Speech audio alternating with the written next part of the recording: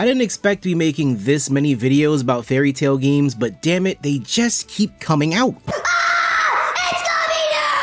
We talked about the Fairy Tail JRPG a few months ago, and even Fairy Tail Dungeons recently. Shameless plug, but check out those videos too if you haven't already. At first I questioned why the hell would I want this volleyball game because it just looked basic. Honestly, if it wasn't sold as a bundle with Dungeons, I probably wouldn't have given it a chance. But since we already talk about a lot of anime games, both good and bad, I thought I should play it and let you guys know my thoughts. I'll give you a hint now and say that this was shockingly much better than I ever expected it to be. In case you didn't know already, Beach Volleyball Havoc and Dungeons released as part of the Fairy Tail Indie Game Guild. This is where Kodansha took some indie developers and gave them a chance to make some new Fairy Tail games. When we talked about Dungeons, I was saying how more anime games should be done this way so we end up with a lot less shitty arena fighters. And at the time, Dungeons made a lot of sense to me since there's been a major rise in roguelites over the past few years. But when it came to Volleyball Havoc, I wasn't sold on it at first. I mean, it didn't look bad and the art style seemed cool with the pixel art, but when I got into the very first match, I slowly started to see why this game is so much fun.